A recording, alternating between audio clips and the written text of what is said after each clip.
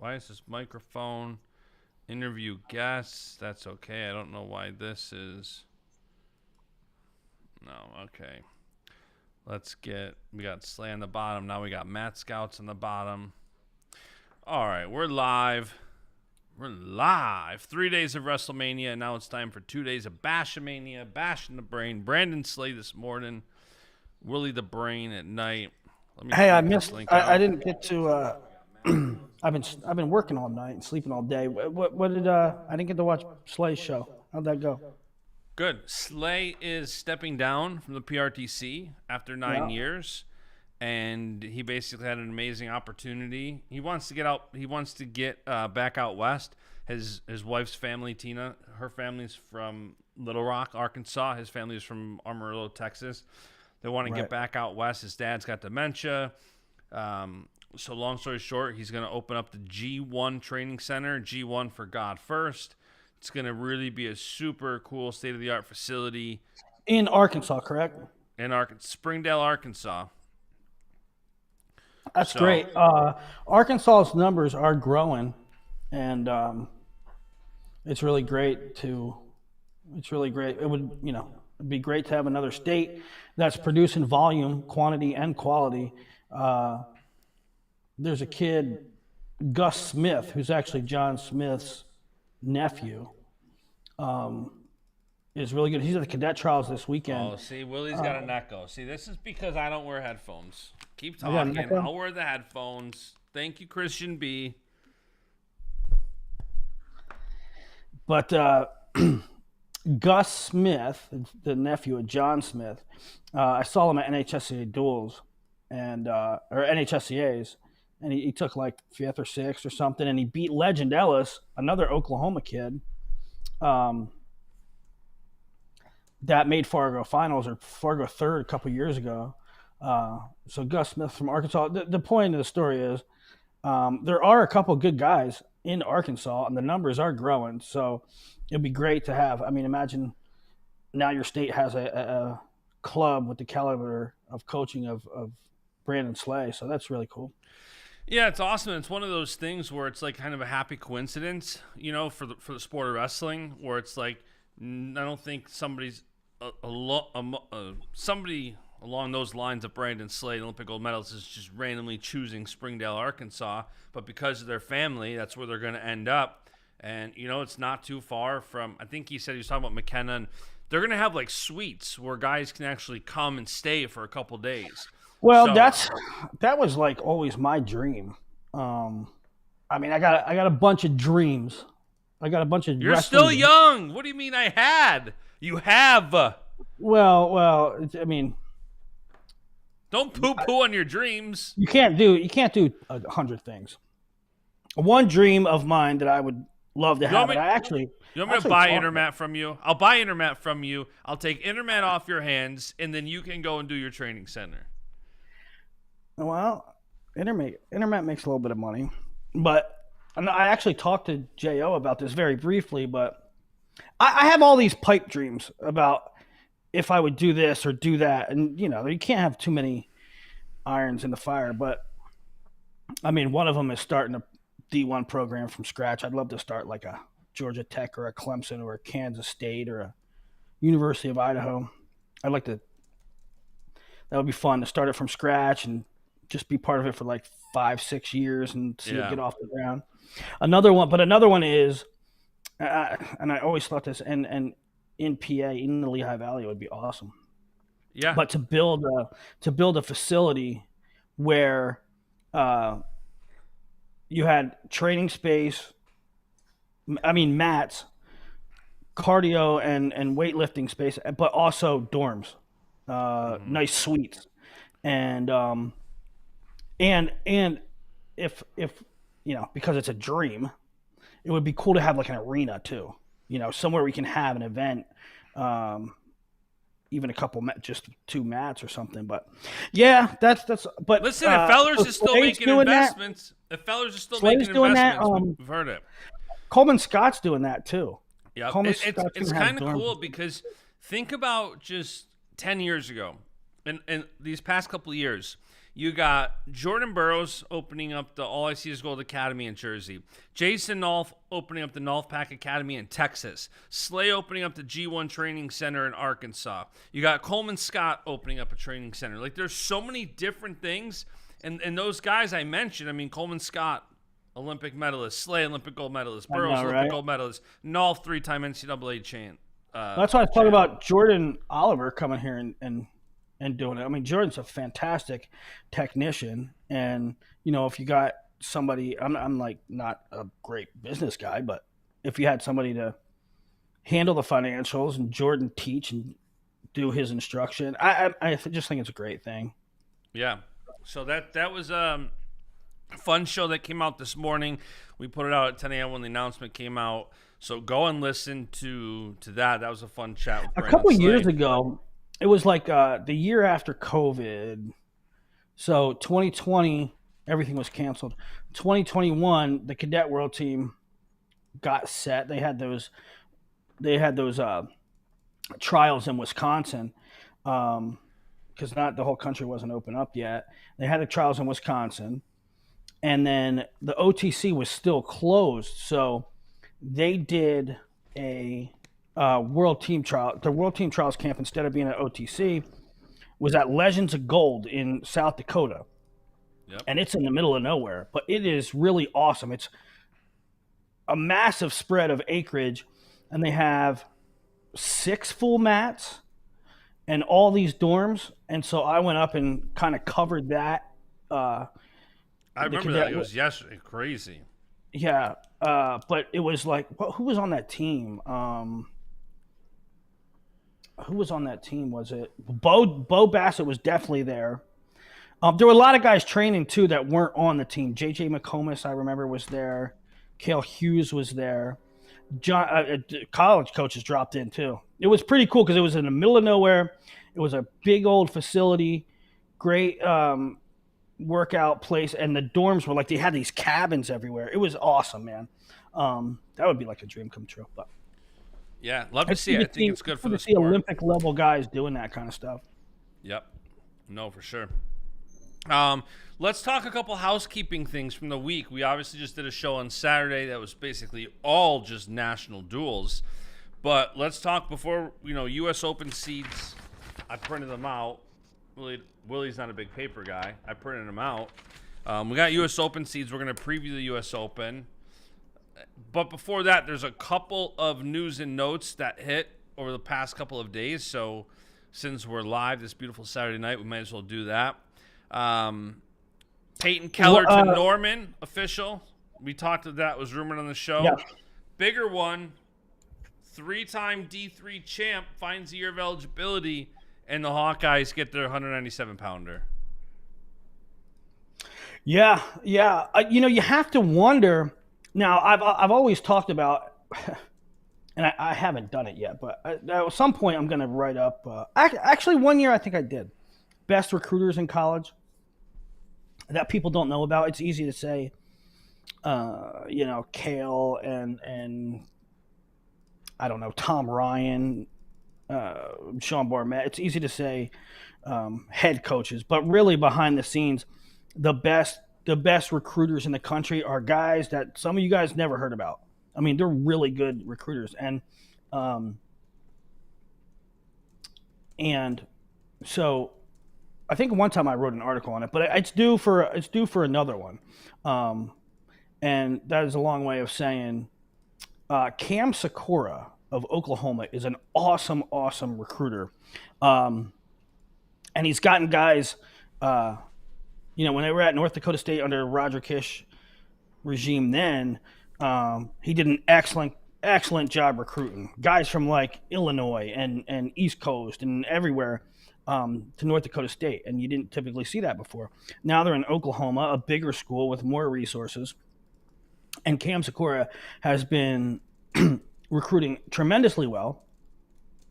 They got a lot of guys from up in the area where they're from. Cam Sakura was a 5 or 6 time state champ in Minnesota, and a couple times. I mean, he was a staple at Fargo, placing, maybe even won it a couple times. But so he has roots up there. But he's been recruiting extremely well, and now what you see is Oklahoma using the portal very well, and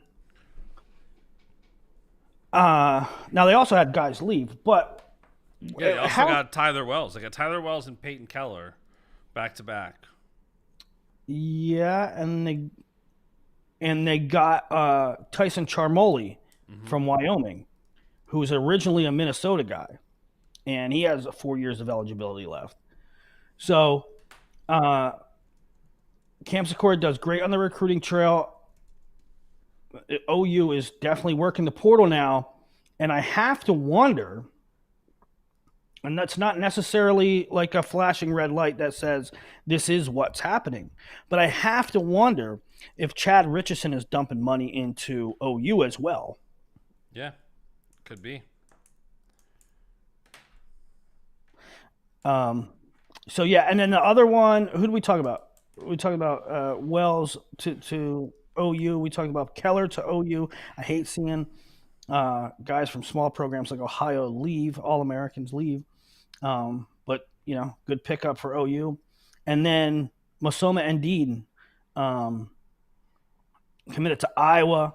I think it's, I was reading the Hawkeye boards, and there was, I guess, some mixed feeling. Well, no, it was mostly, hell yeah, we're glad we got this guy. But there was a couple people like, I'm not so sure about it. I don't know. Does D3 translate to D1? And this guy was, and Dean has been, I think three-time D3, yeah. D3 champ.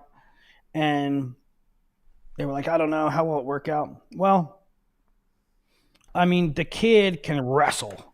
The kid is freaking good. And the proof of that, I mean, he made a world team, right? There's no divisions in the U.S. in the U.S. trials. There's no division. There's one division. It's the United States of America. And then Dean won that weight and made the world team. So he's really good. He's really good. He fits in well. He's going to go 97. He doesn't mess with anybody's eligibility, right? Because one of the finer things of dealing with the portal is, all right, I got this recruit coming in, but I need a 1 year hold. So you have to, but if I go out and get a guy that has 2 or 3 years left, then it messes up our ascension plan, or it might make that blue chip prospect a little ticked off. Well, this checks all boxes. And Dean's going to come in for 1 year. He's going to be a placeholder for Harvey Luddington. He's going to stay and train for international styles for a while. Plugs him in as the best, most talented, most credentialed 197-pounder on Iowa's roster until Luddington comes. So it's a great situation. And listen, hot take, maybe. I love this for the portal. You have a guy who should probably redshirt, or they want to redshirt him, and you bring in a guy who's not only a solid guy to fill the weight, but he wants to stick around there. He wants to stay at the Hawkeye Wrestling Club. Iron sharpens iron. He's going to be a great training partner for people. And I've had some other wrestlers texting me because I said, I'm very excited to see how he's going to do at D1. And I said the same thing when he initially committed to Wisconsin, because he was going to do his year last year at Wisconsin, and then from the sounds of it, he got homesick and went back home. And, my big thing was I just couldn't wait to see how a guy who's been so dominant D3, how does that translate to D1? And, some people have said he's got kind of a gas tank issue. He kind of fades late in matches. And these were like private messages. They weren't people poo-pooing publicly on just Iowa or him. And so I said, maybe a valid concern or thought into it. But I'm definitely, more than anything, I think it's great for Iowa. And I'm very just curious to see how he does on a D1 level. Yeah, I mean, I don't share those concerns. I mean, maybe if you saw him in the past fade late, perhaps, and it's not a knock on Wartburg, but he often didn't get taken into deep waters. He often didn't need to have a 7-minute gas tank, number one, and number two, you can knock Iowa for certain things, you know. I try to tell it like it is and say, you know, they could do this better. I don't like that they do this. And one thing's for certain, you're at Iowa, you're going to be in shape. Mm-hmm. You're at Iowa, you're going to be in shape. Gas tank, it will not be an issue for Indeed. Yeah, I'm excited. I think it's great for the Big Ten. I think it's great for D1 wrestling. I think it's great for him. And for people asking, it's great for D3 wrestling, right? Yeah, I mean, maybe more of a casual thought or just confusion by all his eligibility. The reason he has another year of eligibility is because of the JUCO year. And I forgot what football player, who was it that just sued for an additional year because of JUCO? Diego Pavia, who actually was, I think he was a state champ in New Mexico. He's Real Wood's cousin. Yeah. But he went to a JUCO, and then he went somewhere D1, and then he went Vanderbilt. And he's actually probably, I saw a list today, he's like, I don't know, the 7th best returning quarterback in the country. Now, listen, I'm all for guys getting as many opportunities as they can, but that's absurd. I mean,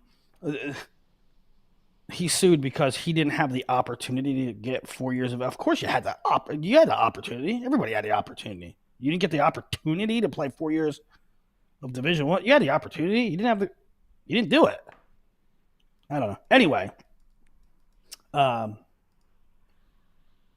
beyond the point. And Dean, great addition to Iowa, and I had these things.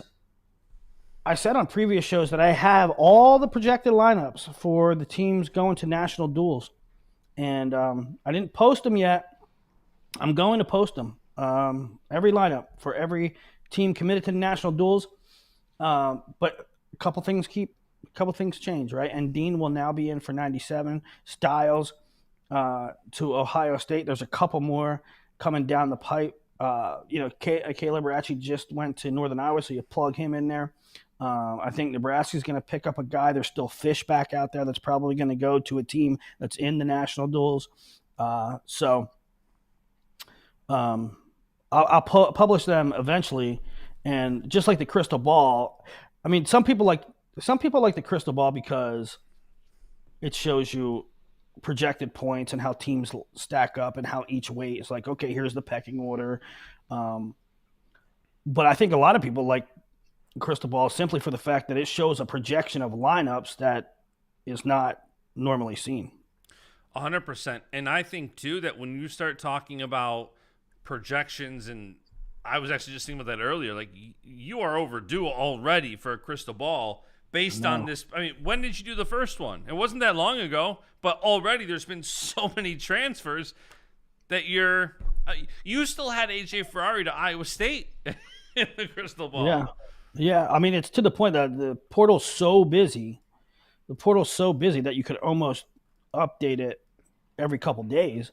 And even Ramos reached out. It's like, update crystal ball and have AJ getting points. Yeah, but Bashada's in the chat.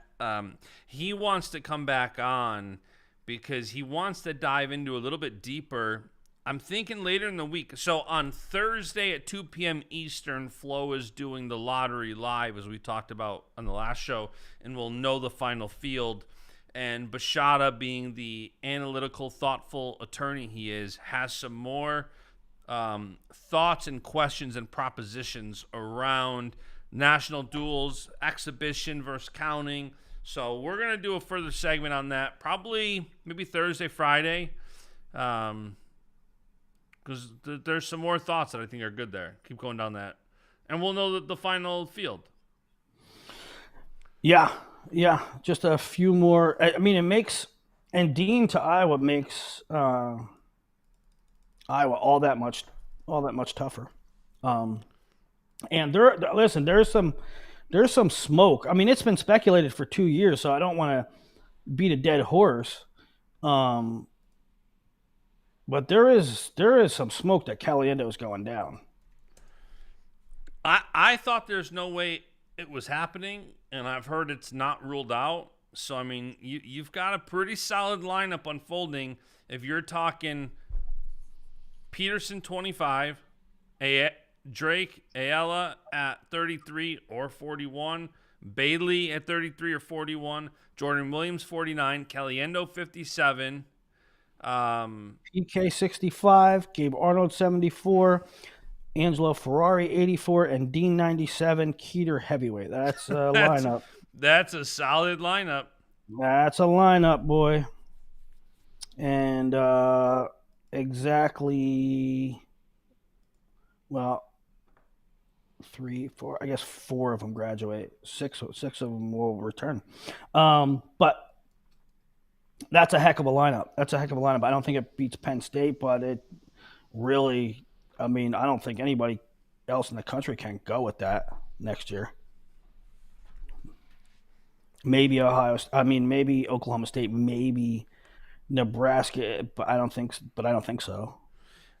Fun exercise. When you do crystal ball, plug in that lineup we just mentioned. And I'm curious if that's the lineup. I probably will. I mean, it won't hurt to run an iteration that way, right? And you can see how it goes. It's going to be a monster. It's going to be a monster. If that is indeed the case, because it's a big swing. If Caliendo can go down and be effective, he gets first or second or third. Right? He gets high points, and then PK is an All-American. And then Gabe Arnold at 74 is an All-American and not on the bench, or him or Angelo is not on the bench. And, I mean, I don't mean to write off Estrada because I'm high on Estrada. Yep. But it certainly erases a question. I mean, you essentially pick up another AA. Yeah. Right? So, Iowa looking good. And also Iowa news. Not news, but we're talking Iowa scuttlebutt.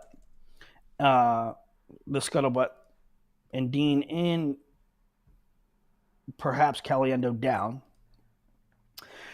There is a murmuring alert.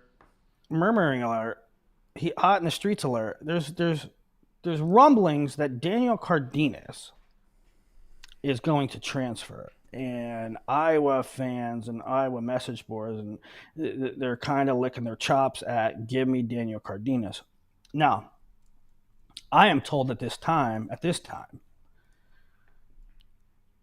that Daniel Cardenas plans to stay at Stanford for 1 year and then leave the following year. So, as a graduate, that's what I am told is the thought process or the situation now. I'm not saying things can't change, but that's what I am told at this time. Yeah, I mean, Cardenas is solid. He took fourth last year. He redshirted this year. Took fourth last year. Traded wins with Meyer Shapiro at NCAA's. Yeah. He beat Brayton Lee. Pinned Peyton Keller. Yeah, it'd be a interesting get for Iowa. Slime Life says Chad Richardson isn't given any money to OU Wrestling. I know that as a fact. That's interesting. And also Logan. We're just checking the chat here. Logan Lampier says he said Legends of Gold is that way. That's what I was talking about. It was at Legends of Gold. That training camp was Legends of Gold. This guy, I think he's just commenting so I mentioned his name. Willie is short, 53. He says the guys that have been in the Iowa room haven't produced. What are you talking about? Drake Ayala is a back-to-back finalist. You can't say no guys produce in that room and only the bought kids have. Only the bought kids have? Only the bought kids like Ja'Cory Teamer and Kyle Parker who were AAs who didn't AA last year? Only those guys have produced? What the hell are you talking about? What paid guys produced for Iowa last year, SBC Media? If you're making that argument, it's Buchanan. Obviously, he's a champ. Yeah, I don't know. Maybe he's just talking about Buchanan. Tass Robertson, any rumor for Virginia Tech 184? Well, with the commitment of who just committed to Tech at 57? Ethan Miller. Ethan Miller committed to Tech at 57. That means Hippolito's going up. Hippolito's 65. Who's 74 then? Gage Wright. Gage Wright, redshirt freshman. 84. I don't know. I truly don't know what they're doing there. Well, I know TJ Stewart's out. Did Fishback commit to NC State or Virginia Tech yet? Because I think he's going there. So I think Fishback, unless I'm missing something. Willie is short is on drugs. Fishback, what did you say about Fishback? What did you say about him? I thought Fishback committed to Virginia Tech. Maybe he hasn't committed yet, but I think Fishback's going to Virginia Tech at 84, and TJ Stewart's transferring out. Yeah, that very well could be. That could be a great fit for. That could be a great fit for Virginia Tech. I mean, pretty smooth transition, right? I don't quite understand why he's leaving. And Fishback may not be going to Virginia Tech. I could be getting that wrong. I thought. I talked to a coach today. I talked to a coach today who said, put it this way,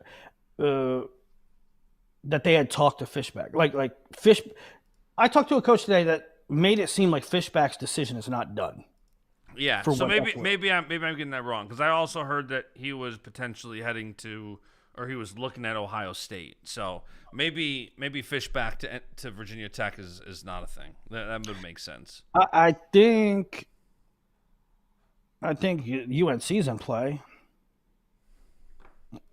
I think UNC might be in play. I would imagine. I don't know. Maybe Ohio State's in play. I don't know. I don't know what's up with Fishback, and I don't know. Fishback would be great at UNC. You got Ferrari as a training partner up at 97. That's 100% in play. Yeah. Well, I love when you say stuff like, I talked to a coach and Fishback isn't a done deal anywhere. And then you say, I know UNC isn't in play. So Ramos? So you talked to Ramos? No, I didn't talk to Tony today. I know it sounds like that, but no, that's not the coach I talked to. I talked to a different coach. Bashada's in the chat. Can you call Cole real quick and just ask him and then report back? Let us know. Any talk on Oklahoma State assistant job? Well, they moved. Correct me if I'm wrong. They moved Pearsall onto the staff, I believe. So what they did was they opened a position. They had one open position because Thomas left. They opened another position, like a DOps kind of guy, admin kind of guy. And they moved Pearsall from one role to on staff as a coach, from what I understand. So they actually have two, unless the one that was open was Pearsall's. So yeah, I don't know. I was thinking that Dayton would get it or take it, but he's obviously still competing. And I also think the fact that they made it the new position is director of admin. So they kind of took a quote unquote a coaching job away, sliding Pearsall into that, who was, kind of director of ops. I think his official title is like recruiting coordinator. But yeah, they kind of moved. Right, that so over. that's kind of what I'm wondering. Like if they moved Pearsall from recruiting director to on staff, now there's two openings. There's recruiting director and the administrative director. I don't know. I didn't think there was a cap on staff positions before, so I don't know if there's not a cap on staff positions. There's a cap on coaches.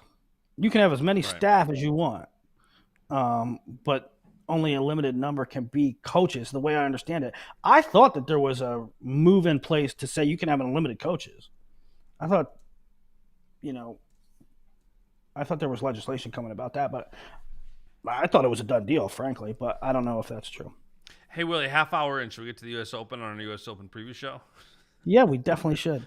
Taz Robertson, one just real quick, though. Taz Robertson says, can you explain the seeding for national duels? Flo said top 4 seeded and random draw for there. That's what Flo said? That's retarded. I mean, I'm not saying that flow's wrong. I'm saying if they do it that way, that's stupid. That is absolutely stupid. And maybe it should be seeded based on what the projected lineups are. Look at Willie Short is losing. All right, ignore Willie Short 53 in the chat. Let's get to the U.S. Open, can we? All right, U.S. Open seeds are out. 57 kilograms. Your top seed is Luke Lillidahl, world champion at the age levels. He's your 1. Daniel DeShazer, who's as old as God, is your 2 seed. Liam Cronin, the 3. Brandon Courtney, the 4. Dom Munaretto, who was a cadet last year, is your 5 seed. Sheldon Seymour, who beat Lillidahl at NCAAs, is the 6. All-American Caleb Smith is 7. Nico Provo, who we haven't seen in quite a long time, is the 8. So it would go Lillidahl, Provo first round, DeShazer, Caleb Smith, Cronin, Sheldon Seymour, Courtney, and Munaretto to face Lillidahl. What's your hate with DeShazer's age? He's not even the oldest guy in the tournament, in the seeds. Who's the oldest guy? Dake. If you don't go by the fact that he's aging backwards. Yeah. No, I love Daniel DeShazer. I'm just saying, man, he's been around for a minute. Yeah, he's 33 years old. Typically, this is about when you start seeing, as soon as guys hit 30, they're basically on the retirement watch. We saw Nick Wisdowski announce his retirement yesterday, the day before, 32 years old. It's about that time. So DeShazer, I don't know if he plans on going a whole quad, but yeah, 33 is definitely up there.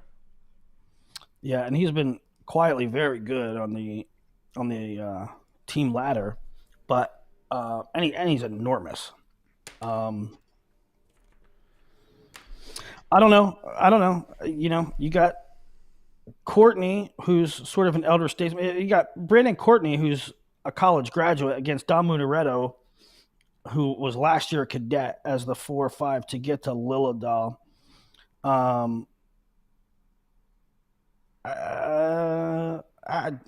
like Lillidahl in the finals for sure. Probably against DeShazer. I think so too, and it's crazy because when we first saw this, we misspoke on the podcast and said, "Well, the world team trials, there's no world team trials for 57 and 61." So for these 2 weights, the winner of the Open is facing 57 and Spencer Lee. At 61, it's Vito Arujau. Now, this is also some of these weights, 57 being 1, 79 being 1, 125 being 1. It's lighter than normal, but this seems to be what happens with the post-Olympic year. And I think especially at 57, if you look at 61, those are all guys who've recently wrestled 57 at one point or another not too long ago. Yeah. Yeah, and so...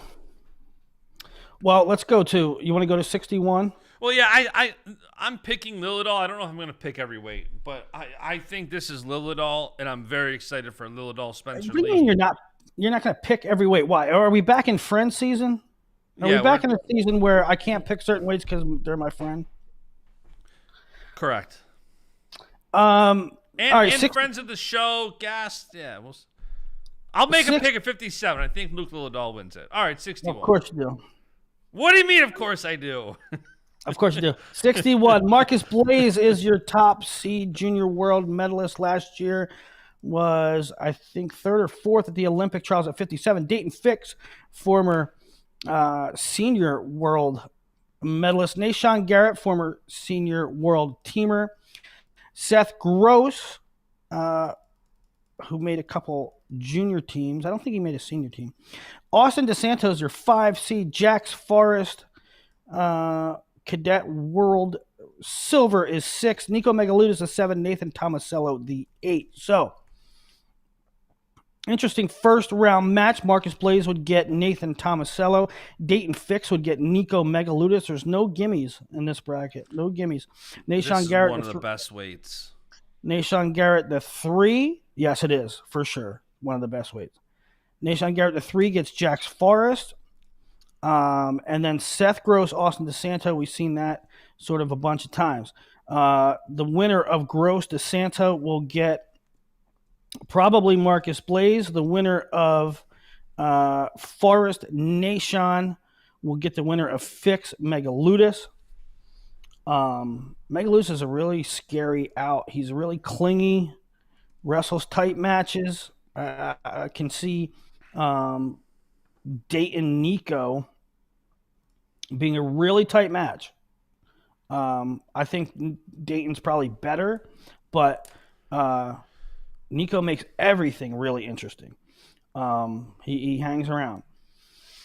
Now, if you just take the top 2 seeds, Blaze and Fix, Blaze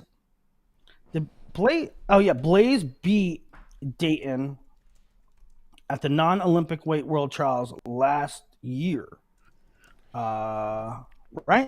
Isn't that right? It's funny because Omaha.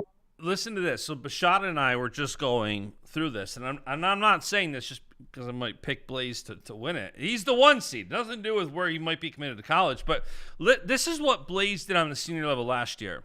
He beat Nico Megaludis 2-2. He beat Luke Lilladal 5-1. He beat Dayton Fix via forfeit. He beat Jax Forrest 8-1. He beat Seth Gross 7-5. He beat Nashawn Garrett 5-0. He beat Dayton Fix 2-2. And he lost to Vito. Kind of crazy how many senior level wins he got last year between Fix, Garrett, Gross, Forrest, Fix, Lilladal, Megaludis. I believe he was the only guy in the world, and Ono wrestled 2 world tournaments, right? He wrestled junior and senior. He doubled up. He pulled a Mitt Elor. He doubled up and won the juniors and then won the seniors. And I believe through both of those tournaments, I could be wrong here, but I believe through both of those tournaments, he got taken down 1 time, and that was by Marcus Blaze. Yeah, he beat. So that's how good. Yeah, that's how good Marcus Blaze was before he was a senior in high school.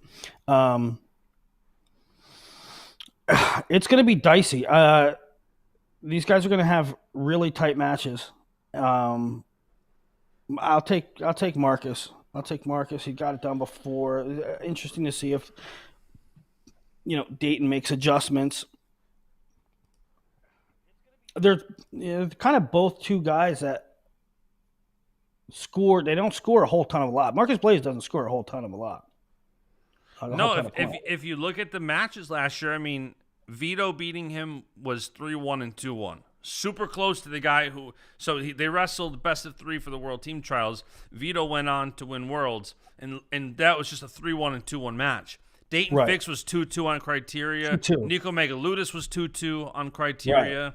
So that's what I'm saying. I'm going to take Blaze and Fix in the finals, but the margins are going to be really close. Yeah. No, and 2 things, too. One, I do have a note here because I know people are going to ask me come Friday, where are brackets? I'm going to tell you now so you have time to mentally prepare. Brackets for the U.S. Open are on usabracketing.com. You have to go make an account. Not my rules. Don't shoot the messenger. Brackets for the U.S. Open are going to be on usabracketing.com. I have not used USA Bracketing. Willie, I don't know if you have, but I can. My feedback on the Instagram post is not very kind. Somebody said USA Bracketing is the worst invention of all time, and it got 66 likes on that comment. What is the worst invention of all time? USA Bracketing.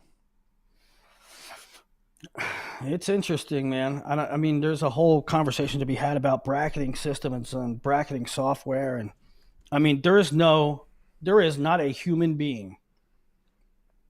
There's not a human being who goes through more brackets than me. There's not a human being that looks up and researches results more than me on the face of the planet. Arena, track wrestling, bout board, and now USA Bracketing. And it's a business. It's a business for all these guys.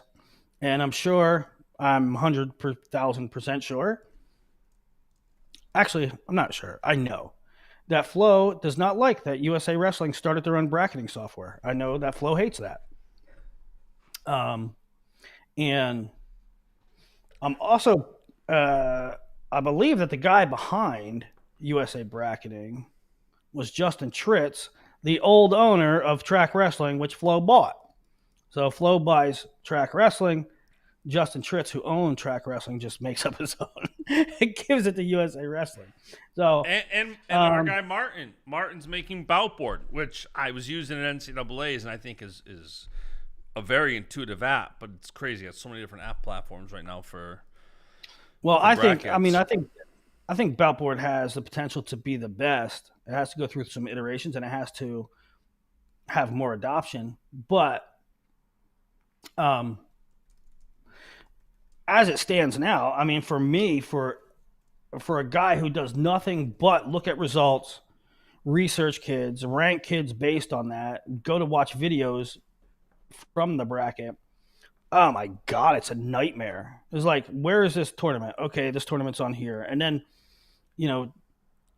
USA bracketing, I like some of the stuff, but it leaves a lot to be desired. Well, this is the first big tournament that's on it that I'm aware of, like big tournament. So you're definitely, I'm sure wrestling fans are going to react appropriately. Yeah. This is a tournament that people are going to be like pitching a fit because they didn't have to look at it before, because the only things that were on it previously were folk style nationals, cheesehead, and maybe one other like semi big event. Now, so the World Team Trials is on it, huh? That's interesting. Well, the U.S. Open's on it. I don't know. I'm assuming World Team Trials is going to be too, though. I'm sorry, I'm at U.S. Open. Yeah, there's some features that leave a lot to be desired. They need to tweak some things for sure. I only bring that up because we'll see, but it makes a headache for me. I mean, in a perfect world for me, all results would be in one place. I mean, if you want to know what a kid did in Super 32, you have to look here. If you want to know what a kid did at Cheesehead, you have to look there. If you want to know what a kid did at Fargo, you have to look at here. If you want to know what a kid did, a Track Wrestling. If you want to know what a kid did at another certain tournament, you have to look at Boutboard. I mean, it's all over the place. I just wish they were all. I wish there was. I mean, I don't care who makes money in business. Martin makes money at Boutboard, good. USA Wrestling makes money on USA bracketing, good. Flo makes money on track and arena, fine. I don't care. I'm not in that game. I don't care who wins. I just wish there was a single repository of results and you didn't have to look everywhere on the planet. I thought at one point, if I had more time, of building a website that was just a giant resource that gave everything to everybody. So it said, here's where the results are, here's where the brackets are, here's where the schedules are. So you go to one website like usawrestlingevents.com or something along those lines. And I end up going to Google. I go to Google and type the event brackets, the event results, the event seeds, and it is a headache. Yeah. All right. I mean, imagine wanting to get you want to get the box score for the Yankees Phillies game, but then you look one place and then you want to see how the San Francisco Giants did tonight, and you have to look at a different place. Yeah, no, 100%. We need, do you use the Score app? Since you're watching basketball games, I'm sure you probably know the Score app. No, I mean, we need a Score app for wrestling. It's easy to get pro results, but it doesn't scale. Like, pro results are easy to get because there's 32 teams, right? If I wanted, what I want is WrestleStat for internet. I want WrestleStat for other stuff. Yeah. Right? And that just doesn't scale because those dudes manually input. They manually input every result. And so you can't do that for every bout at Super 32 and Fargo and this and that and Doc B. Anyway, that's a tangent. Who are you taking at 61? Taking Blaze? You know what? It's tough because on one hand, it's like, I'm always weary to pick the younger guy because you see somebody like Fix or a veteran come in. Gross has been so good. I remember when Gross won the Bill Farrell over Soriano back in 2019, 2020. I'm like, Man, sometimes it's so hard to pick events like this, but when I was looking back at everything Blaze did last year, it's I mean, he's beaten most of these guys in this bracket. How do you not pick him? I know. I mean, he is at a slight disadvantage in that dude had to wrestle Iron Man in Brecksville tournament and the state tournament, and he's been wrestling folk style until like last month, where Seth Gross has been training freestyle for, and Austin DeSanto has been training freestyle for 12 months. I know. You got a lot of things in here that you can make the argument for. But yeah, I'll go with Blaze. Why not? And honestly, look, there's at 57 and 61, there's no mulligans, right? I mean, you don't win this tournament, your year is over. Yeah, kind of crazy, right? In April or May. Yeah. 65, Joey McKenna is your top seed. Jesse Mendez, the 2 seed. Bo Bartlett, the 3. McKenna, Junior World teamer. Mendez, Junior and U23, I believe, and Cadet. Bartlett, U23 medalist.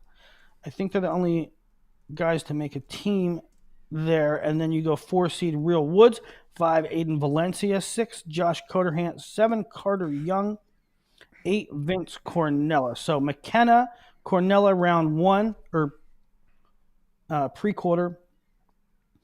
Mendez, no, that's quarter, right? Mendez, Carter Young, Bo Bartlett, Josh Coderhant, for the right to get to McKenna. Aiden wasn't in at Stanford when Real was still there, right? They didn't cross paths. They did not. No. They did not. Aiden was still in high school. This is an interesting weight. This is a very interesting weight. Really interesting, and I don't know that there's a real heavy favorite. For just simply fandom, I like that. I'm dying to see. Now I'm going to take Woods over Valencia, but I'm really interested in a Real Woods Joey McKenna match. I'm taking Real in that match. Are you? Yeah, I think Real has looked good overseas. He just took 3rd in the ranking series. I think he's healthy. He's ready to go. I'm really bullish on Real. I'm going to take McKenna simply for the fact that I think Joey McKenna has one of the highest wrestling IQs, and I don't know. I like McKenna in that match. I'll take McKenna, but I wouldn't be surprised if Real won. Mendez Bartlett, we saw it a million times in folk. Do you think that the style difference, the style meaning freestyle to folk style, do you think it makes any difference? Hold on. Before, I did not even hear what you said, because going back real quick to the McKenna and Real Woods, it seems like a year ago already that we had Olympic trials, and it's like, I feel like Olympic trials are almost an anomaly because of the fact that you have guys at weights that you have guys coming down, guys coming up. You've got, yeah. And Joey's performance at the Olympic trials, it's like, on one hand, he lost to Mendez out of the gate 8-2. That's right. But then he ended up beating Mendez 4-4 for 3rd. So it's very interesting. I don't know if that was weight cut. I don't know if that's backside versus wrestling on the front. But I was looking through some of these results and just, I don't know. Yeah. What were you saying about folk style, though?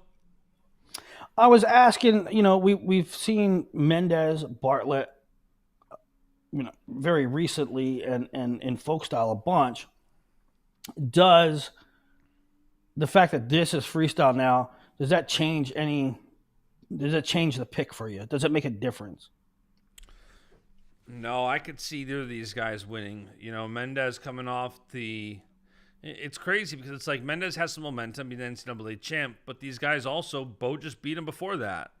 You know, so it's like, it's not like Mendez beat him 3 times this season and you're just going Mendez and, you know, that'll carry over to freestyle. Could see kind of either one of these guys.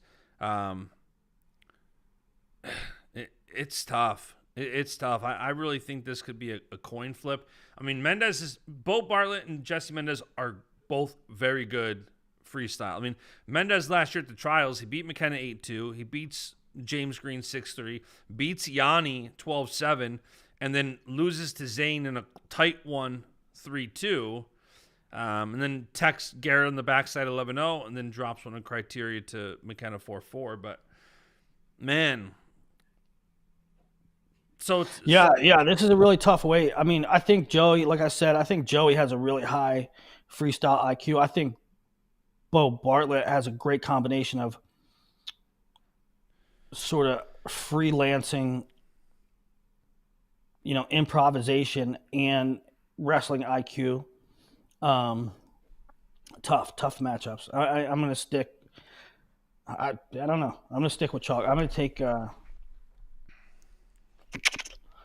I'm going to take McKenna. I'm going to take McKenna over Mendez. All right. I don't know. I guess I'll just go Bartlett to win it. Of course. What do you mean, of course? Of course you will. Of course you will. 70 kilograms. Wait, okay, so 57 kilograms. There's one wrestler from Penn State. You picked him. 61, let's see, there's one wrestler from Penn State. There's 2, all right? Congrats to you for picking Blaze over Megaludis. 65, you're taking the Nittany Lion. Okay. On the 70, there is no wrestler with Penn State ties, so this should be open and honest. James Green is your top seed, multiple-time world team medalist. Yanni Giacomahalis is your 2 seed, a former world silver medalist. Alec Pantelio is the 3, Will Luan the 4, Yaya Thomas the 5, Luan Thomas, that can just go to ball draw right now. Bryce Andonian's the 6, Andonian Pantelio, that'll be a neat one. Cardenas the 7, Cardenas Yanni, early, and Doug Zapp the 8. Doug Zapp, I believe, U23 world teamer. So Green and Zapp is the 1-8. Yanni Cardenas 2-7. Pantelio Andonian the 3-6. Luan and Yaya for the right to wrestle James Green. This is an interesting one, Willie. This is another interesting weight for me because you have, first of all, you have James Green. He's, as you would say, he's a perennial threat at the weight. He's made a lot of world teams. He's also getting up in age. He's 32 years old now. But he did look good last year. He looked good at the world team trials, I should say. And then, you know, he took out Arrington, Pinero, Pantelio, and Oliver. But from there, he has not looked that great. He didn't place at Worlds. He took 5th at the Grand Prix in the first ranking series in January. And then he lost to Will Luan 4-3 at the ranking series in February and took 4th. Mm-hmm. So Green, who I understand, I guess, why he's the 1. Yanni, yeah, I mean, there is. I think this is one spot where you could question the 1. James did take a. I thought Yanni was going to be the 1. Yeah, maybe. I get it because Yanni's had a layoff, but. So in Yanni up at 70, I love. I mean, that weight cut was getting to him, and it's been a very long time since we've seen a Yanni that can just wrestle freely and not really have to focus hard on the weight cut. Mm-hmm. And you know, it's like Pantelio, I feel like can't really beat Yanni or James Green of late. And I know when I think I mean, it's tough because I know Pantelio's down at. One thing we didn't mention one thing we didn't mention that's always difficult and always makes picking college is difficult. Picking freestyle is difficult, but they're different. They're difficult for exactly the opposite reasons. Yeah. In college, it's difficult because we see these guys every week, and this guy beats that guy, and this guy beats that guy, but this guy lost to, hey, it took a weird loss, and so I don't know, is he right now? And so we see them so much that we have a really great feel for what they are. Yeah. But not everything goes according to script. The opposite is true in freestyle. We don't see these guys for 6 months. We don't see these guys for long periods of time. You don't know if they're clicking, if they're not clicking. You don't know if they're at the tail end of their career. You don't know if they made giant leaps. You know what? This kid, he came out of college and he started training freestyle full time, and man, he is way different than what he used to be. I mean, there's so much unknown and uncertainty. And I mean, how good is James Green? Is he getting long in the tooth? Yanni Dakamahalis up at a weight he didn't wrestle before. A little bit of a layoff. Is Andonian, who he loves to roll across his back in folk style. Is he adjusting? Cardenas we haven't seen in a long time. So it's really, this is one of the weights where it really highlights, man, we haven't seen these guys in a while. How are they going to show up? What are they going to look like? And all that being said,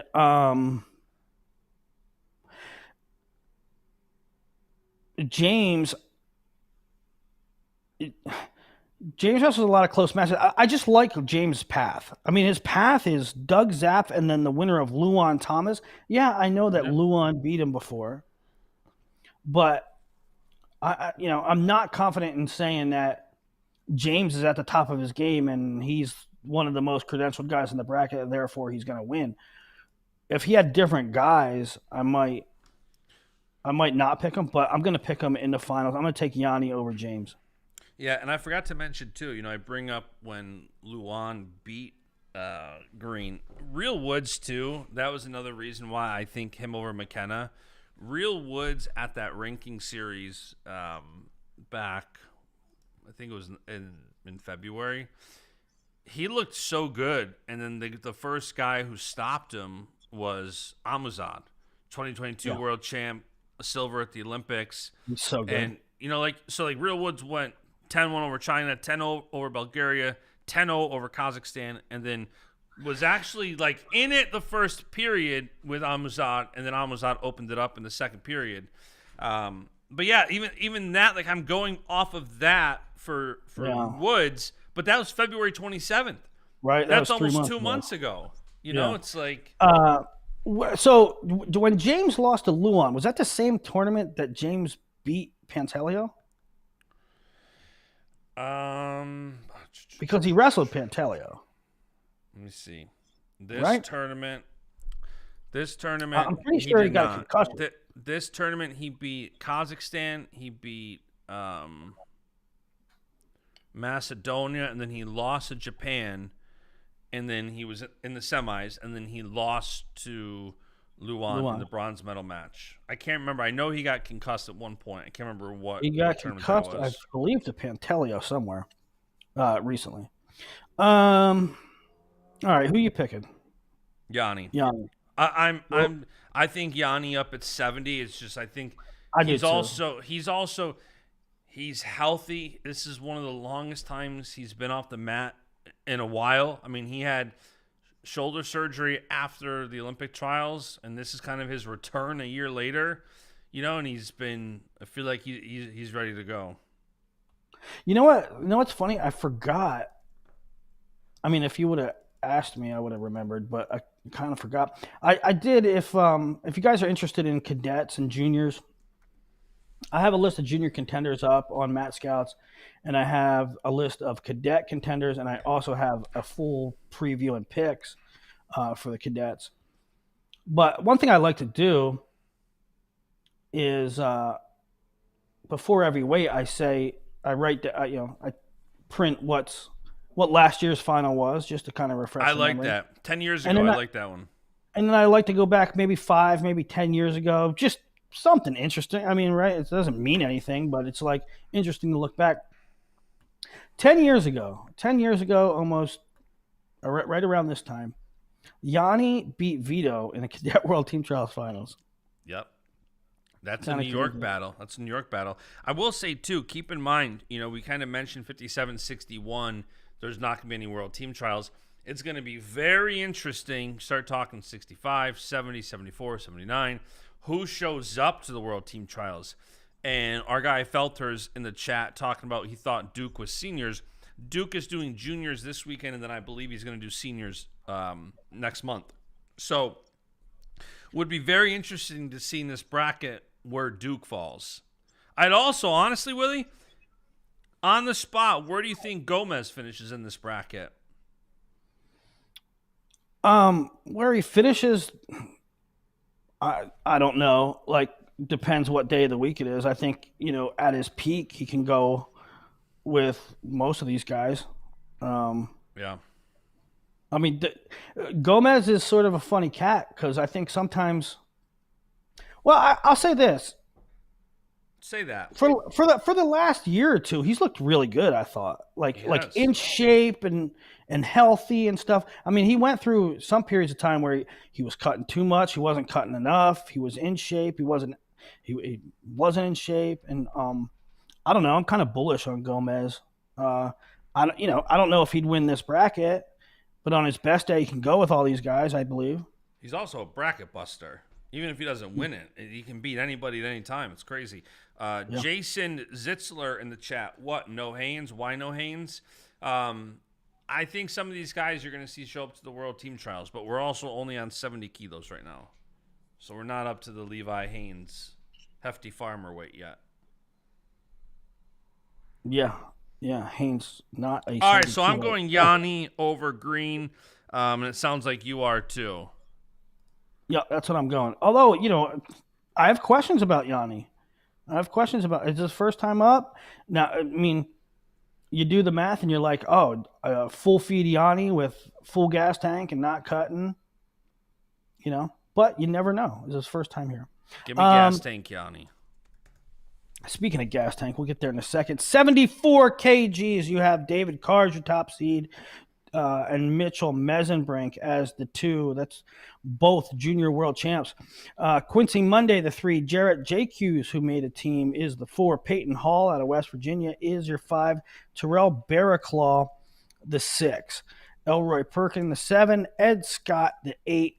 So you have Carr, Scott, the first quarter, and Mesenbrink, the 2, with Elroy Perkins. Quincy Monday will take on Terrell Barraclaw. Jared JQs and Peyton Hall.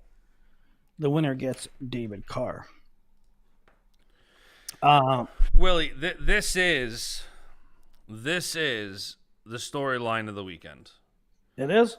Which one? Carr Mesenbrink? 74 kilos. Zoom out. From 2011 to 2019, we had a guy named Jordan Burroughs holding down the spot, won a couple of world and Olympic titles. From 2020 to 2024, we had a guy named Kyle Dake holding down the spot, won a couple of medals. From 2011 to 2024, those two won 13 out of 14 times at World and Olympic Championships, 2016 being the only year that one of those two guys did not medal at the Olympics or Worlds. And they won more than 13 medals over these past 14 years, but the U.S. has medaled 13 out of 14 of the past years at 74 kilos. And now Burroughs is up if he continues to competing. Dake is up 2 weight classes. Nolf, who I'm texting as we speak, should not retire, is seemingly done.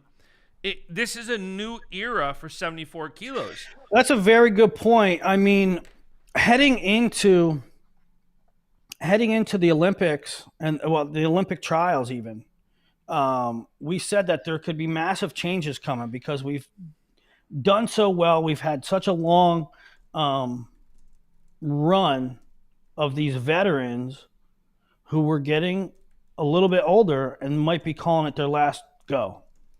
Mm-hmm. And so who would take over? Who would be the next flag bearer or flag bearers? And we actually haven't seen a whole bunch of that. But here is the start of the transition to the new era, right? Gone is Jordan Burroughs. Gone is Kyle Dake. Gone is some of the guys that always push them to make the teams. And we have 2 junior world champs and a host of other guys that are going to be in contention to replace legends. Yeah. And, I think O'Toole was on FRL, and he said that, he's obviously out this year. He just had ACL surgery. He tore it earlier in the year. But, with O'Toole out, and he even said he's probably going to go up to 79 potentially. So assume that, everybody's like Carr, Messerbrink, O'Toole. There's your trio vying for the spot for the next couple of years. With O'Toole up, it's very interesting. This weight went from a guy in Final X sitting out in the finals, returning medalist every year, to, I don't want to say it's wide open, but, Carr and Messerbrink are going to be in a dogfight for this, and I think, Quincy Monday's very, very tough, but it seems like Carr and Messerbrink are kind of out in the front for this, and this could very well be, it's very fun getting this new era, because we could see Carr Messerbrink right now in the finals. Winner goes to Final X. Rest of these guys are going to be in that field at the World Team Trials next month, and then we might get it best of 3 at Final X, get the same thing. So it might start this rivalry right now where there's not, I guess a lot of these weights you could potentially see these guys, but I feel like the other weights, and we'll kind of talk to them for the next 5 weights, but these 2 guys seem like they're arguably the favorites, not just now, but also with who shows up at the World Team Trials. Yeah. I 100%. Although I do believe there's going to be other guys to enter the mix in the next year or 2. There will be, but I'm saying like David Carr and Mitchell Messerbrink seem like they're kind of out in front as not just contenders, but possible guys who can enter the fold, especially if O'Toole goes up to 79, which, by the way, we'll talk about that in a minute. 79 is the most wide open weight of the weekend. Yeah, 74, nobody's going to pick anybody other than Carr or Messerbrink, and I think there's sort of a dichotomy here into the it's part and parcel why people argue about training freestyle full time. Does it make you better for freestyle versus the college lifestyle? The college season prepares you well for freestyle because nobody can match your tank. What did we see at NCAAs? We saw David Carr lead early, Messerbrink mount a comeback, and David Carr little, I don't want to say gassed, but he was a little backpedaling, right? Now, on the pro side, David Carr is only trained freestyle. Advantage him. On the downside, Messerbrink blows out his lungs every single match 30 times this season, right? So, really interesting kind of clash there. Man, one match. Man. I'm going to take Messerbrink. My pick's going to break the brains of Penn State fans, but I'm going Carr, and I'll tell you why. What do you mean, Sean? I'm finally picking against Penn State. Yeah, the one time you pick against Penn State, it's your boy. Okay, but hear me out. I do think that the NCAA tournament can get you in good shape, or the NCAA season gets you in good shape, and you can carry momentum. When you have a guy who just went through the gauntlet, beat the doors off of everybody, versus a guy who's a lot more rested, I think that might be an advantage for Carr, that he has rested a bit. And also, forget that I'm the biggest David Carr fan on the planet because I love that kid. Openly admit that. Did you just see him beat a guy named Takatani 10-7 at Flo's card a month and a half ago? It's like that match beating Takatani was very impressive. I don't care it was an exhibition. I don't care it was up at 76. Nobody, I don't think, thought he was going to beat Takatani. And that freestyle result and how he looked and how he did it impressed the crap out of me. And I don't think you have to be a Carr fan to make a Carr pick based on beating that. No, that's a very good point. I'm going to be honest with you. I totally spaced it. And I would be even more honest. Be honest. I am Circle not. of trust. I know my wrestling and I know my freestyle results, but my hat has not totally flipped. Not even like a little bit flipped. We're rusty. Like, We're rusty still. I'm still in folk style mode. I'm still in evaluate talent mode. I have to get fully adjusted to freestyle. And for instance, the Carr Takatani match doesn't register, which I watched live. I totally forgot about it. And listen, right. This could be a 10-7 match, and either guy could win. I think Carr is a 1A and Messenbrink's a 1B. It's not like it's David Carr next topic. Carr's been focused solely on freestyle. Is that an advantage? Who knows? That's always up for debate. But, he also looked very good at the Zagreb Open. He got 3 straight techs, and then he lost in the finals. But, man, Carr he looks good, and he, he's my guy. Like, that's, I don't hide from that, but. No, it's Carr. A very reasonable pick. I'm just busting your chops. Let's go up to 79, where it's a really, really weird weight. Your top seed is Evan Wick. Dean Hamidi, recently crowned national champion, is your 2. Kennedy Mundy, the 3. Danny Bronigal, the 4. Carson Karchla, the 5. Simon Ruiz, the 6. Muhammad McBride, the 7. And Clayton Whiting is your 8. And whereas we had brackets like 61 and 74 were world champs, and this does not have the credentials of some of the other brackets. There's not one guy that made a team in here. So, man, listen, as I was going up to the office, I was texting Nolf, and I sent him the entry list, and I said, enough, just enter. Because I'm like, I can't wrap my brain around the fact that Burroughs, Nolf, Dake, these guys were all competing in a smushed weight at 74 last year because of the Olympic year.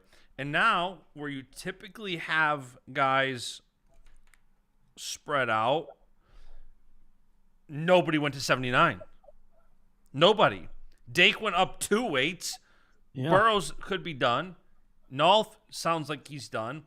And it's crazy because we go from a spot where it's like Burroughs having to be in a dogfight just to try to make the team, even at 79 kilos. I know. And now it's like, Jordan, I don't care if you're 36 years old. What are you doing in the middle of May? Nolf, what are you doing? I asked Nolf what he weighs. He says about 79 kilos. I said, perfect. I'll see you this weekend. I know you're coaching some other guys. You're already going to be there. You might as well just register. Chance. Get on a weight descent plan. Right? I honestly, it's just. Yeah, we're looking a little thin here. And that, no disrespect to Evan Wick or Dean Hamidi or Kennedy Monday, but it's a stark contrast to what we had recently. And this is one of those weights where it's, are guys watching and going to enter the World Team Trials thinking, hey, this weight's a little light. Especially, I don't care what you think about any of these guys as far as how good of wrestlers they are. These guys, Evan Wick, Hamidi, Kennedy Monday, Carson Karchla, Bronigal, these are tough wrestlers.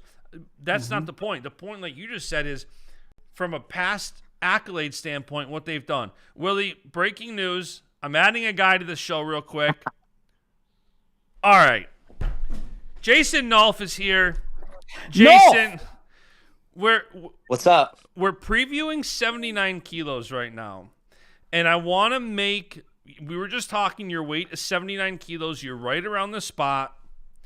The U.S. Open's looking a little thin this year at 79 kilos. You're already going to be there. You're already coaching. I mean, you might as When's the well last have day a to little register? fun. That's a good question. I mean, Willie, can you register up until? This would be really funny. I think I looked it up the other day. You can register. You can still register, but it is $300. If you register before, it's one price. If you register now, it's $300. I will pay your entry fee. I'll split it with you, Willie. I'll split it with you. Entry fees off the table. We got that we have covered. up until Thursday to decide. Yeah. Or is it today? It might be today the deadline. I think the seeding deadline. up. I think the seeding deadline was Sunday, but seeds don't matter. We hear that all the time from wrestlers at a high level. Seeds Jason don't matter. Nolf is the bad draw. Jason Nolf is the bad draw. Yeah, I'll be out in Vegas. I'll be coaching a couple of my boys up. I'll think about it. You are you really gonna think about it, or are you just kidding with us? No, I've really been. I've been thinking about it in general. Let's go. Let's go. Get in there. But Get in I the don't know mix. if I'm going to do it or not. I mean, Jason, we were just talking offline about the fact that you go from last year, you beat one of the all-time greats in Burroughs. You've got Dake in the finals. Like, those 1-2, literally the guys who we were just talking about, manned the weight from 2011 to 2024. And now just 1 year removed, and they're both out of the weight. And, dude, you're young, 29. Listen, Willie's making fun of the 30-year-olds. He's making fun of the Shazer and Dake and all the 30-plus guys. You're still in your 20s. You have to go. Oh, yeah. Here we go. I accidentally clicked a button. Yeah, I think that it's funny because I haven't been training at all wrestling. I've just been training jiu-jitsu, but I'm still like active and I've been working out, so I'm in shape. And you don't just forget how to wrestle in, a few months. So, Right. And I've been coaching at my club. So we've been working freestyle all year, last few months. So I'll be ready to go. So who are you coaching out there? You got Texas athletes like in the cadet level? Yeah. I got two guys, Kate Haskins and a guy named Jet. They're going to be, I think Jet's in U17. I think they're both U17 and maybe 79 kilos and 92 kilos, something like that. Great. So yeah, they joined my club this year, so I'll be out there coaching them, and then I might help coach Cade Ziola too. He's my boy. Yeah. He's doing pretty good. He's a good kid. He's jacked. He's like 220 pounds. Yeah. Lean. Yeah. He has to fill in a little bit, but he should be a good prospect at heavyweight. He will. He'll be. I think he'll be a national champ. That's the new kind of era, I mean, maybe not for you because you lived it, but my era heavyweights was big, bulking, giant guys, and now you see more smaller, more athleticism amongst the best heavyweights in the country. How are your numbers down there, Jason? You getting some volume as far as kids to coach? Yeah. We had like 80 kids during the wrestling season, and now that the folk style season's over, we have like 40 to 50 kids that are still showing up. So, but it's been good. I got a good group of kids. They're gonna keep getting better, and I'm excited to. I love coaching, so I'm excited to keep helping them and supporting them, trying to get them to where they want to be. Yeah, and for those listening, NolfPackWrestlingAcademy.com is what he's talking about, his academy in Texas. He moved to Texas, in the fall now, right? It's been a while. Yeah, I moved in September, and I just got these chickens. Hold on, let me see if I can. I don't even know if I can flip it around. The latest guest, Nolf's chickens. They're naked neck chickens. There's only one that has hair on his neck. Really? Yeah, hair? Yeah, they got hairless necks. Naked neck chickens? That's Augustus. He has hair, but all the other ones don't have hair. Now, Augustus, so that's a dude. So what do we do with them? Do we cook them? I mean, they're not laying eggs. Well, I don't actually know what their gender is yet because Oh, they're too young. So we just named it Augustus, but if it lays eggs, it'll still be Augustus. Augustus. Okay. Just change it to Augusta if it's a girl. Yeah, exactly. Yeah, we're not sure if it's a boy or girl yet. We couldn't get them sexed for some reason.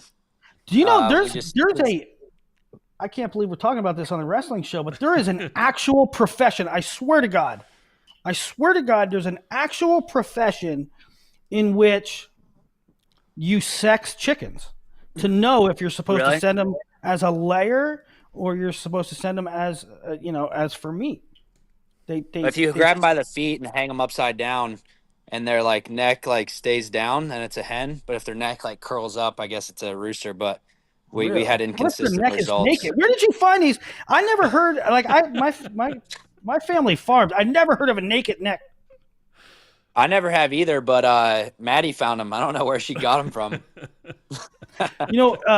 Our buddy Frank Papalizio has a farm in New York, and he raises nothing. I mean, he raises a bunch of different animals, but among his chickens, he raises just these Japanese black chickens. They're totally black.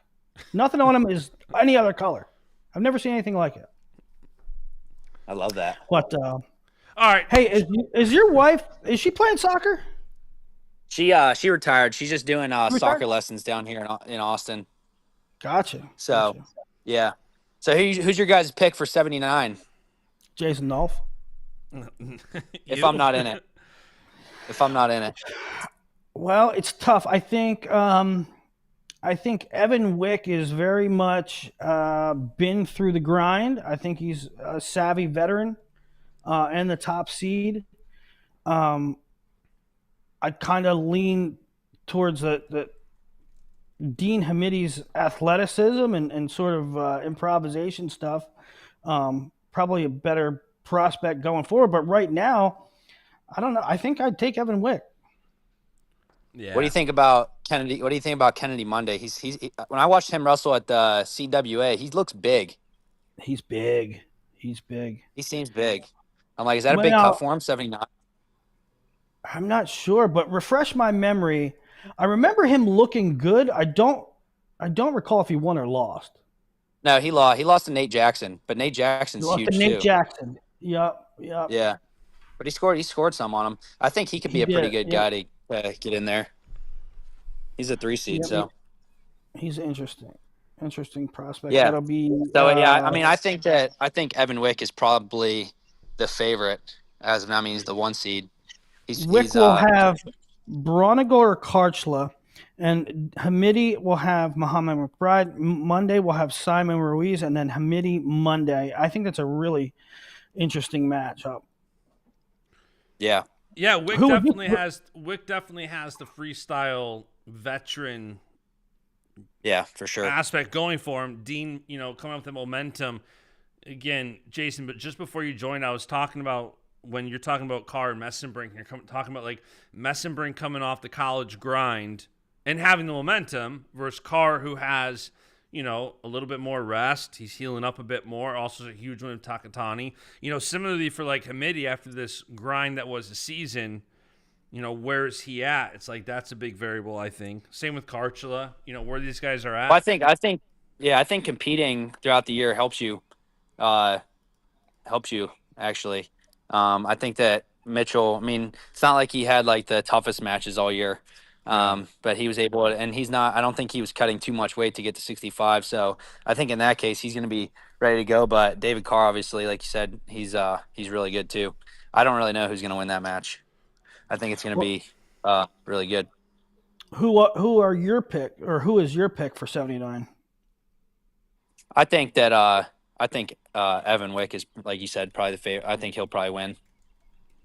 He's really tall, and lanky, and he's really good at using his length. Where I think Hamidi's pretty tall. I've never actually seen Hamidi like up close. So I don't know how tall. How tall is he? He's not as tall as Evan Wick. I don't think there's anybody as tall as Evan Wick. No, He is. I was always shocked how he made weight Yeah. because he's huge. Yeah. Yeah. Well, I mean, and he yeah. is long. if your pick is Wick and you teched Wick 10-0 at the 2020 Olympic trials, all right. That was 5 years ago. That's 5 years ago. I think you've both have gotten better over time. If you, I also got teched at the 20 at that same trials, if you remember. By a world champ. So yeah, a guy who's got quite the list of accolades. yeah. All No, right, yeah. I Jason. mean, I'd obviously feel confident if I enter, but we'll let's go. see. Well, We'll see how it goes. Your registration fee is covered if you do. So, All right, Bash, perfect. I'll pay the entry fee. You get the singlets mocked up and print it, and we'll go from there. Maybe Now I need somebody to take care of. Need somebody to take care of my hotel now. No, I'm just kidding. I'm sure we could find a way. we'll get it taken care of. You know, Yep. I know Bashada's in the chat, so we'll get trap. You already got a hotel, I think don't he you? texted me. Yeah, well, I'm staying with Jody Stripmatter Okay. Friday night, and then I don't know where I'm gonna stay Saturday night. So you already got somebody to corner you Friday. But- Yeah, I would have Jody in my corner if I had somebody to corner me. There you go. Jody's cornering you. Yeah. We'll get you all set up. We'll pay all expenses. Jason, from a All right. business standpoint, think of the excitement around you entering, the publicity for the Nolf Pack Wrestling Academy. I mean, Wow, this is a no-brainer, making Jason. some great points. And I need health insurance because I'm still on the USA health insurance There you go. because I'm top 2. So really got to do it for the health insurance. There you go. There you go. Do it for the insurance, if nothing else. Yeah. There's somebody who's going to start clipping this show out of context. I want that person who's listening to clip Willie saying, do it for the health insurance. 100%. Oh, man. All right, Jason, we're going to let you go. Text us. Yep. Baschamania's got to put the graphic out as soon as you officially decide to go in. So keep us posted, man. All right. I got you guys. All Thank right, you. man. See ya. Yep. See ya. Oh, you got to love Jason Nolf. Listen, naked neck chickens. I didn't know they were a deal. I never thought that chickens at all would be brought up on the Bash and the Brain podcast. But here never we are. know what you're going to And- expect. Do you think that we just nudged? I don't I'm want to say not- we talked him into it, but did we nudge Jason Nolf enough to enter the tournament? My honest opinion is that I think he has an itch to still compete. I think these guys are it's why Burroughs hasn't come out and said I'm retired. It's why Dake just committed to a whole other quad. It's very hard for these high-level guys to hang it up. And I think if you're Nolf, you're not even 30 yet. You're coaching. And he's not far removed Right. from competing. I mean, and like there's guys that have had injury layoffs that has almost been just as long. Him and Yanni have both not wrestled since the same event. There you go. He's literally still top 2 on the ladder, and so And he's already going. He's already going to be in Vegas. Just go give wrestle. it a whirl. Give it a whirl. You cannot tell me that Jason Nolf will not take top 3. So if he still wants USA Wrestling Insurance, at least go and wrestle and make top 3. Yeah. Let's do it. Let's get Nolf involved. All right, let's move up to 86. This We just is- helped out. I mean, we just majorly helped out Team USA. 86, Dake, Kid Dynamite up to 86 kilograms. Zahid Valencia, the 2. Chance Marsteller, world teamer 2 years ago. The 3. Parker Kekeyes in the 4. What a weight. Rocco Welsh, the 5. Marcus Coleman, the 6. Braden Thompson, the 7. Dylan Fishback, the 8. So it would be Dake, Fishback early. Zahid Valencia against Braden Thompson, Cowboy on Cowboy Crime. Chance Marsteller, the 3, against Marcus Coleman. Kekeyes and Rocco Welsh for the right to get to Kyle Dake. And that would be something not so much Rocco, but it would be interesting to see Kekeyes' size versus Dake's size. Yeah, this might be the I mean, weight of the Kekeyes is a weekend. horse. This might be the weight of the weekend. Mm-hmm. I mean, Dake coming up to 86 kilos, when I can't imagine 79 is a big cut. Here's a thing for me though, and I know. Okay, cut to the chase. I'm taking Dake because I'm never not taking Dake. You have to take Dake here. I'm taking Dake. But hell, I know he's not the same as he's not young, but I mean, this is a guy that in 2016 Olympic trials wrestled 86 kilograms and did great and went toe to toe with Jaden Cox, who is enormous. And I don't think Kyle Dake does anything without planning or thought. The guy's one of the most cerebral guys in wrestling. If he's going 86, he knew he was going 86 for a long time. I do not think size or strength is going to be an issue. I'm taking Kyle Dake. By the way, the 2016 Olympic trials, when he was last 86 kilos, he beat Richard Perry 10-7, who's a big 86 guy. That's not a light 86 guy. He beat what? Richard Perry kind of got hosed in that match, I think. But anyway, go ahead. Oh, maybe he did, but I'm just saying he beat Richard Perry 10-7, who's no slouch. Beat David Taylor 4-3, and then he lost in. He split matches and then lost in the third with Cox. He actually beat Cox 5-3, and he lost the other two 1-8 and 3-5. Fellers beats Cox. I'm sorry about the immaturity. It's never going away. You caught me off guard there. Well, you put it in a chat today. That invention was crazy. This weight is interesting, the bracket, because I would think that for any guy coming up a weight, Chance has to be a tough matchup. It's why he took out Jordan Burroughs. He's a very tough matchup. He sits his legs back. He has tree trunks for legs. I would have been very interested to see a Chance Dake semi in a Dake Valencia final. Yeah, I'm with you 100%. Call me crazy, but I'm not saying I would take a Chance over Dake. I'm not saying that.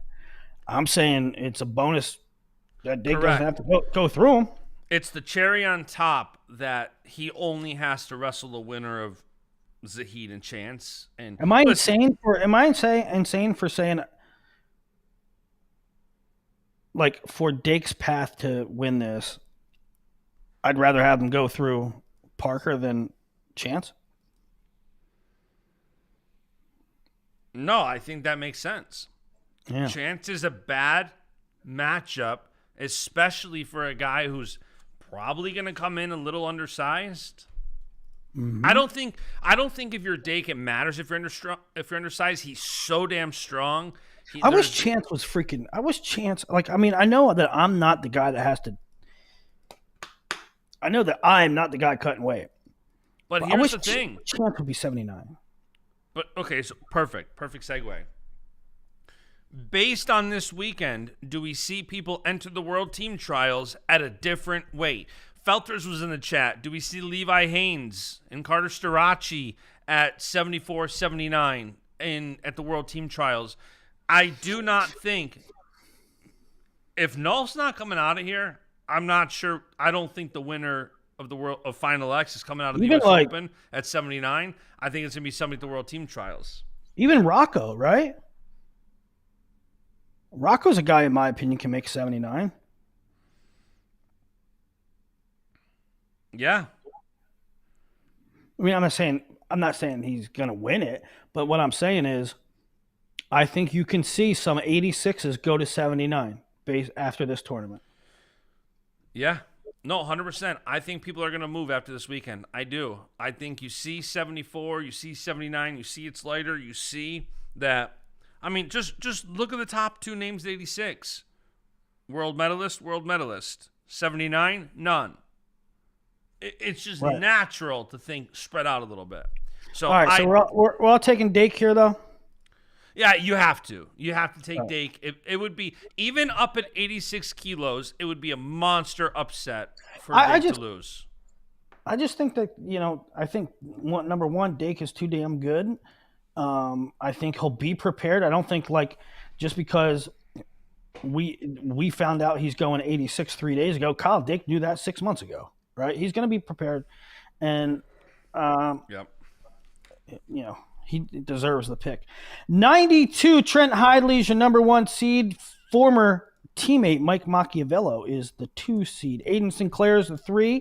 He was the junior champ last year at this time.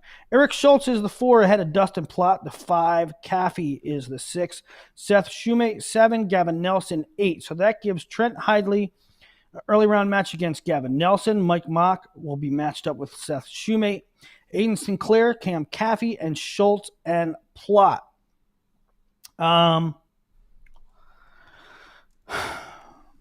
Schultz is a tough customer. He's like man strength kind of good, but I can't.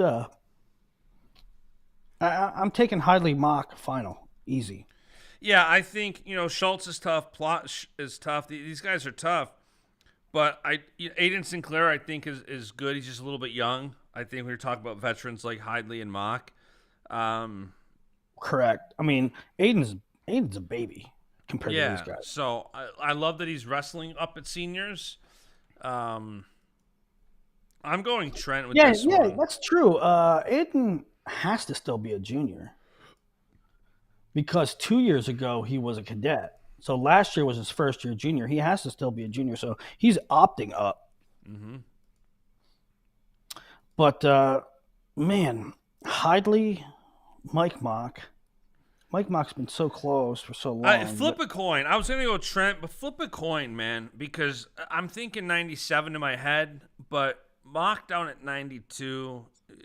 Mock was stubborn for a long time, man. And he was like, I want to go Olympic weight. I want to go Olympic weight. I want to go Olympic weight, even in non-Olympic weight years. And I mean, I think he knows his best weight is 92.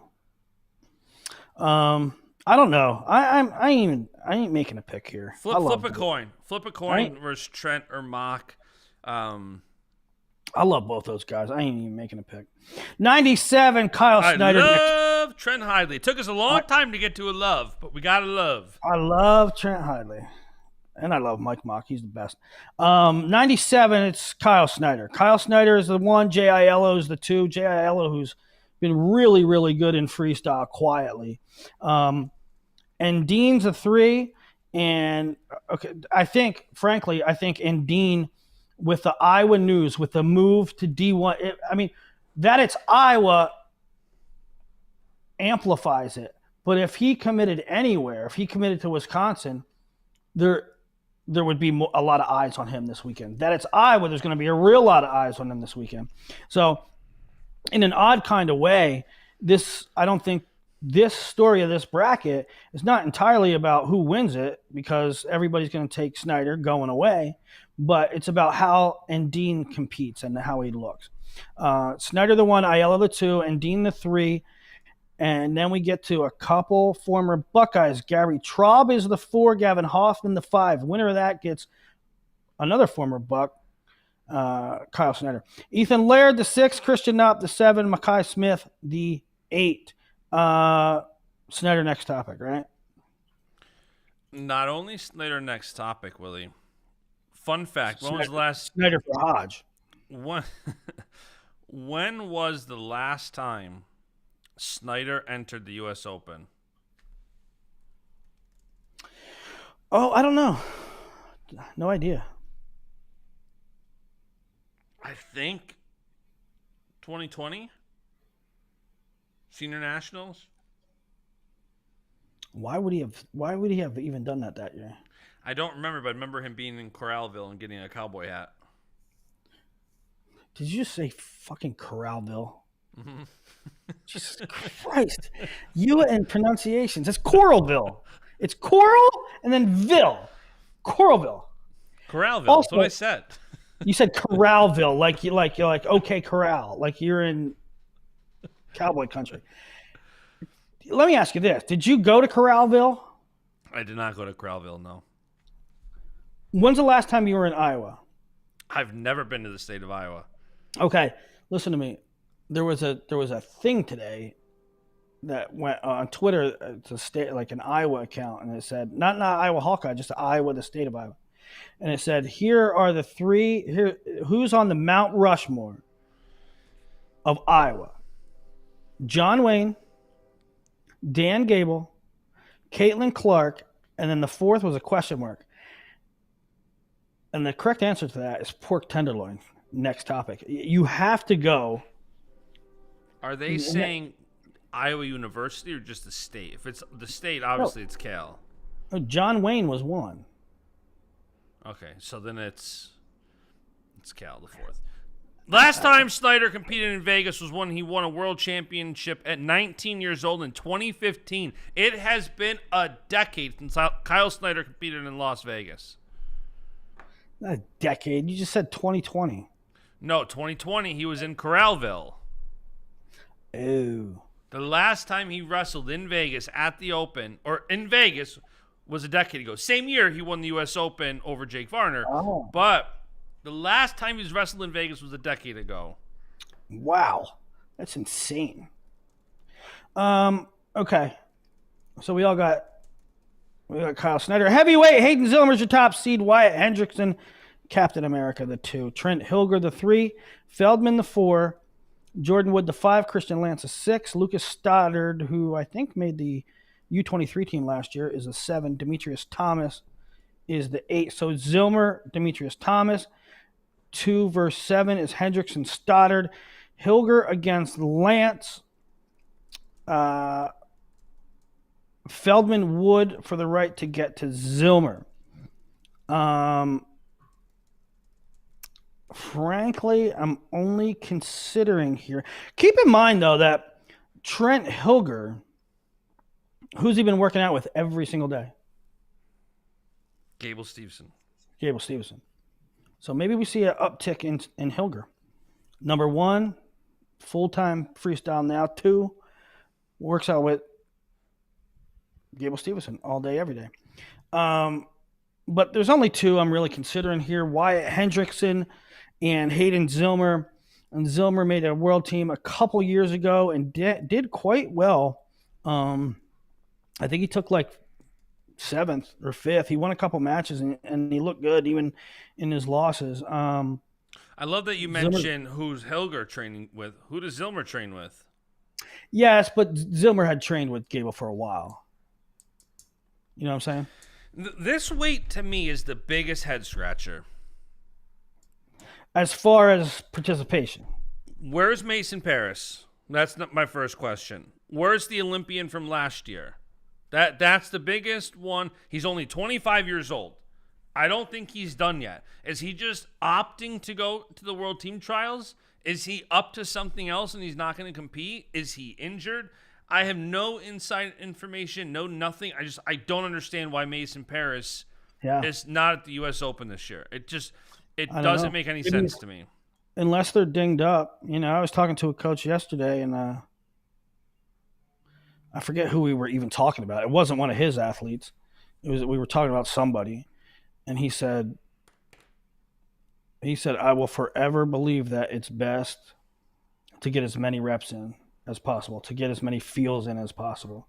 If you have an opportunity before the trials to go to the Open and get a test in, do it. Yeah. So Mason, I'll tell you who it was. It was Brian Snyder. And which maps, because if you recall, back when the qualification rules were different, Jordan Burroughs didn't have to go to the Open, and he did. Yep. Right? So Jordan Burroughs was also of the opinion that getting as many fields in. Now, I will say, So at the Zagreb Open, because Mason went to both ranking series. No. He went to the Dan Koloff. I can't remember if that was a ranking series. He went to the Koloff, and he got 3 straight techs. 10-0, 10-0, 13-2. Looked great. Then he goes to the Zagreb Open. Techs Trent Hilger 13-2. Beats Hayden Zilmer 4-2. Then gets teched by Amir Reza 11-0. I can't remember if I heard something about maybe his rib was injured or something. He certainly didn't look right. He might have gotten injured in that match, and that would make sense now that I'm thinking about it. So I remember we were watching that. Definitely me and Fellers. We're watching that live. We were in our group chat, I think. We were watching it live, and I distinctly recall Fellers saying, "What the hell was that about Mason?" Because he didn't look right. Yeah. So maybe it's something lingering from him. Assume Keith Gothard in the chat. My pal Keith Gothard saying. Keith got hard. He's in the chat. My guy's Keith got hard. And I don't have any inside information, but I think that's what's occurring too. I think Gable's going to start fighting. 100%. I don't think Gable's wrestling. I think Gable's going to go MMA. Uncle Chael Sonnen, he did a video talking about the time is now for him. I agree with him. Oh, did he? Yeah, a while back. Chael's a big listener of this podcast. I appreciate him. He texts me if we don't get enough shows out. Which, you know what? If Sonnen's listening right now, I get DMs when we don't get enough shows out. We've gone at least 10 shows out in the past 2 months. Remember when? Where's the attaboy? Remember when we used to take all kind of heat for not doing regular shows? We're killing it. We're ready as the rain now. We're killing it. So yeah, he was saying that the time is now for Gable to go MMA, and I agree. That's what's happening. So head scratcher, Gable, we kind of got the answer. He's not competing. I don't think he's going to show up to the World Team Trials. I think he's going to go MMA. Mason Paris, hopefully just recovering from an injury, he shows up to the World Team Trials. Kirk just had surgery, ACL. He's out for the year. He'll be back next year. So there's 3 really big heavy hitters, and who does that leave? For me, Wyatt Hendrickson. I think Wyatt Hendrickson, I know I've talked on this show about the college season and he's ready to go. He's a firecracker. He's riding all the momentum in the world more than maybe anybody in wrestling right now. Yeah. So I'm bullish on Wyatt. I think he keeps that momentum going, and I think he has a good showing, and I think he wins this weight. And it's tough for me. It's tough for me. I want to pick Zilmer, but I think you're right. I'll take Wyatt. I can't see Wyatt beating Gable and then not pick him. But I also think Zilmer's a tough cookie. He's a tough cookie, but I just don't think that he's at the level that Wyatt's at right now. And if you tell me you can beat somebody by the name of Gable, right. I think you're right there. And given that Zilmer didn't look that great to me. I know he only lost to Mason Paris at the first ranking series, but he didn't do anything that'd be like, oh, Zilmer looks so good, I think he can beat Wyatt. So I'm going Wyatt here, and that might be 100% recency bias. Yeah. I got you. Well, that's the Open. Who's going to win the team score? I'm kidding. That's a joke. Yeah, give me the odds on Tight Mercury to win the team title. But I want odds, Willie. Give me odds. You need odds. Minus 4 million. Let me see real quick if I can. Just to run through the schedule real quick. Friday, 1 Eastern, men's freestyle prelims through quarters. Friday, 7 p.m. Eastern, semifinals, all on Flow Wrestling. Saturday, 1 p.m. consies, and then 3rd through 7th place matches. And then Saturday night, 9 p.m. Eastern, the finals. Willie, I don't know how we're going to do it because my wife has a bridal shower Saturday morning, so I might have to watch the kids. But we got to do a show probably Saturday morning. I'm down. I'm down to do a show whenever. We should do a show Saturday morning and Sunday morning, honestly. We are 48 hours and 11 minutes from the first pick of the draft, my friends, which I'm really pumped about. I know you don't care because you have such a high pick, but I love it. Low pick. Yeah. We're like, what, Low. 32nd? 30th? I think we're 30th overall. Mm-hmm. And Redskins are 29, baby. Yeah. 28, Remember, 28, 29. it just seems like yesterday we were talking about Victory Monday. Now we're here. The time moves too fast. It was so great today to see Josh Allen, to see him do a press conference, and God bless him and Haley Steinfeld. Willie, how many people do you think are gonna show up to the World Team Trials that we're not seeing this weekend?